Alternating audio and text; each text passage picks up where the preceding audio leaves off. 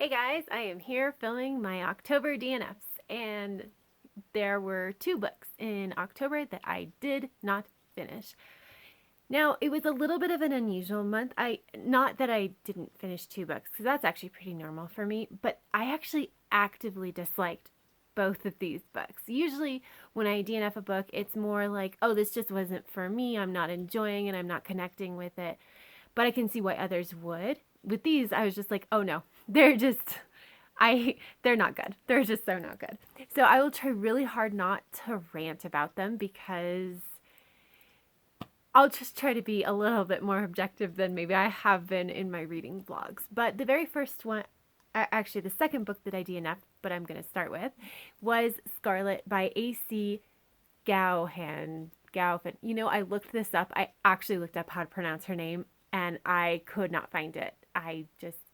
So apologies to the author.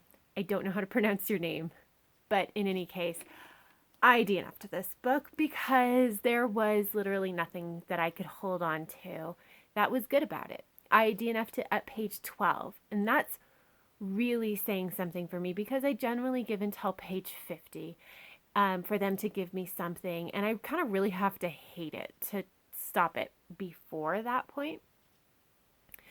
But there were two main problems with this book. One is that Scarlet has a very unusual way of speaking. She thinks in the same way that she speaks, and we are privy to her thoughts.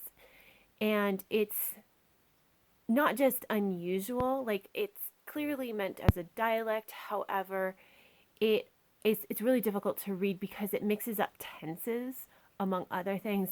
The grammar of it hits our brain in a way that's kind of like, oh no, this is very wrong. And so that's really, really unfortunate. It's just really hard to read. And then from my perspective, because was actually a reread, I know a little bit more about Scarlet. I guess I should say Scarlet. This is a Robin Hood retelling, and we're following Will Scarlet, who's actually a female in disguise.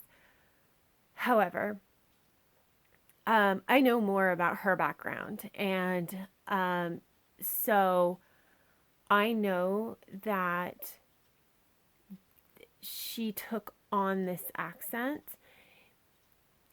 and nobody else has it. Nobody else speaks this way that I remember, and of the couple of characters that I read, nobody else speaks this way. And like, I understand affecting an accent or dialect that you don't generally have if you're trying to blend in, but nobody else does this. No, so you're just standing out more. I don't know. I thought so that to me it was like this is unnecessary, and just makes it really difficult for the reader to understand what's going on. So I didn't like that. And I would have been more okay with it, but I hated Scarlet. She was just a really bad character. Like, she was just kind of a jerk, but the author was trying to tell us how good she was because, you know, she's helping to rob from the rich and give to the poor. But at the same time, Scarlet is sitting there and like not eating enough because, you know, well, other people aren't getting enough to eat, so why should I eat more? Which is kind of faulty logic. Like, yeah, don't gorge yourself or anything, but at least take care of yourself enough that you can continue to provide for people who clearly can't provide for themselves. Like, it was just so, and there was like, obviously she has a love interest, and like, I'm not really sure why the love interest would be interested in her. And I remember there being a love triangle, but like, again, I can't even understand why one person likes her, has romantic feelings for her, let alone two. I know that there was problems with one of the love interests where he is alpha male in kind of a bad way. So it's just like, okay, what am I getting myself into where I'm already yelling at it? I'm already really unhappy with it on page 12. Reading is supposed to be fun, and I'm not having fun reading this. So I just put it down. Now, the second book, A Court of Thorns and Roses by Sarah J. Maas. So this is a book that is ostensibly supposed to be a Beauty and the Beast retelling, I guess. And I can kind of see it. It's a really, really loose kind of retelling. But we do follow our main character of Feyre, who is out hunting for her family because she is the sole provider, and she sees a wolf that she suspects is a Fae, and she shoots and kills it. And then the Fae come to her door and say, life for a life, we got to take you back to our fairylands and you have to live there.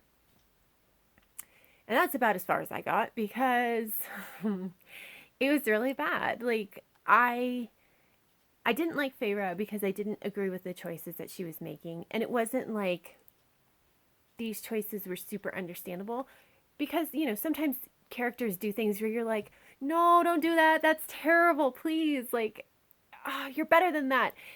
But at the same time, you're like, okay, yeah, I get it. Like, I understand where you're coming from. But with Feyre, I was just like, you're just dumb.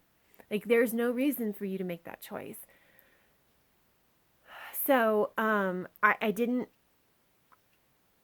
like her choices. And there were a lot of things where there were questions. There were just a lot of unanswered questions and no guarantee that we were ever going to get the answer to it. So, for example, Feyre is the one that is the main provider for her family. Now, we found that out because her dad is disabled. His knees were broken, I think, is what they said. So he can't go hunting or anything like that. Feyre has two sisters, and like they're basically useless. And so she is the one. She promised her mom on her mom's deathbed, yes, I will take care of my family, and she did that. But like, everybody in the house is basically so ungrateful for all the work that Feyre is doing. And Feyre is just like, but I have to provide for them. I made a promise. And I'm like, okay, but is there like magic behind this promise? Or is it just one of those, like, I promised my mom on her deathbed? And I'm like, okay, whatever. Like, I kind of get it either way. Like, you did make a promise. But more than that, it's not like she's resentful so much. She's a little bit resentful, but she also wants to help her family. And that's something I don't understand. Like, and so that's why I say is like, is there something more that I just don't get? And I don't know. And there's so many questions like that. I read 58 pages and I probably had like 5 or 6 open-ended questions where I'm like, I don't understand why this is the way it is. And like I said, there was no promise that we would ever find out. And so unfortunately, I was just like, again, yelling at this book. And so I decided, I closed the book at around 58 pages. And it was actually a really hard choice to not continue. And the reason, like, as I'm complaining about it, right? It was, and the reason that it was so hard is because I was reminded just how much I like Sarah J. Maas's writing. Just enough flowery for me to like think that it's pretty without ever becoming overwhelming. It drew me in. I read 58 pages of a book that I was actively yelling at. So that to me says something. It says that the writing style that she has is really great for me.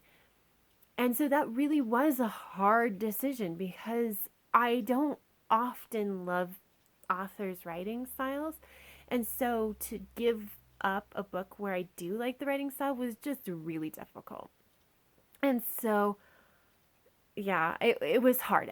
But it does, like I said, it reminds me of why I like it. I kind of feel like I want to restart Throne of Glass and see if I can get into that one. I know that there's a lot of mixed feelings here on book 2, but I never actually finished the series, so I kind of want to finish it before I give my thoughts on the series. But also, if she writes anything else, I will give it a shot. So there you go. All 2 of my DNFs. Hopefully you guys are enjoying your reading so far in the month of November, and I will see you guys in the next video. Bye.